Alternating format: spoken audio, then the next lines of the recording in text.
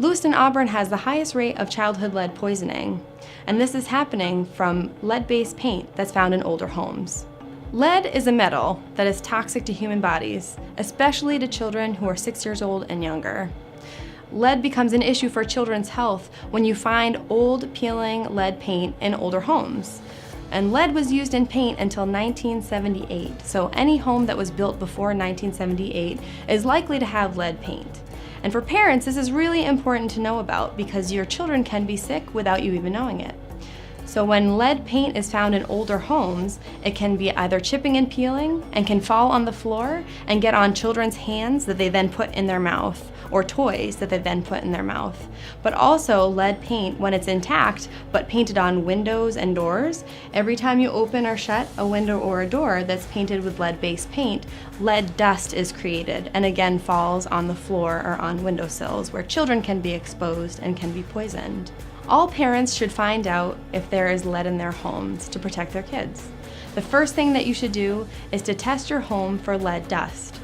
And you can get a free tool from the Maine CDC that's called a lead dust test kit. And you can order one online at maine.gov/healthyhomes. The next thing that all parents should do is make sure that their child gets tested for lead. This happens at age 1 and age 2 at their pediatrician's office.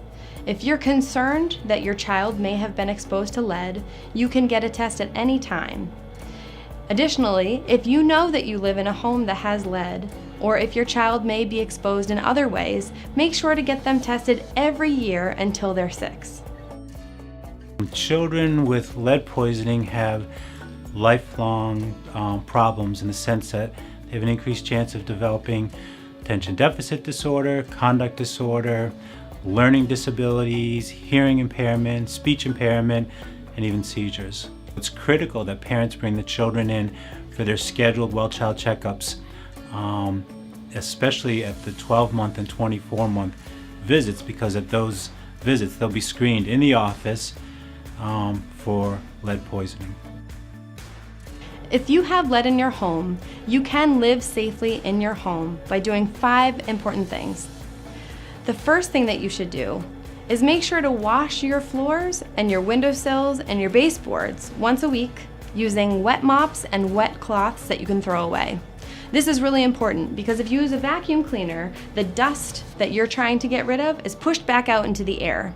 So make sure you're using wet cleaning methods. The second thing that you can do is to make sure that you wash your children's hands every time before they eat, because they're playing on the floor, they're touching toys, and they're touching surfaces that might have lead dust on them, so you want to make sure that they're clean. The third thing that you can do is keep your children away from chipping and peeling paint in your home. You can push a piece of furniture in front of any paint that is potentially a source of exposure, and you can also put contact paper down on a windowsill that might be dangerous. The fourth thing that you should do is to never dry scrape the paint that's on the inside or the outside of your home. Always work with an RRP certified contractor or become trained yourself so that you know how to deal with lead in a safe way. The fifth thing that you should do, if you live in a rental home, make sure that you tell your landlord right away when you see chipping or peeling paint. This is really important so that they can make sure that they're doing what they can to provide a healthy and safe home. If you're concerned that your child may have been exposed to lead, call your child's pediatrician or reach out to Central Maine Pediatrics and get them screened for lead today.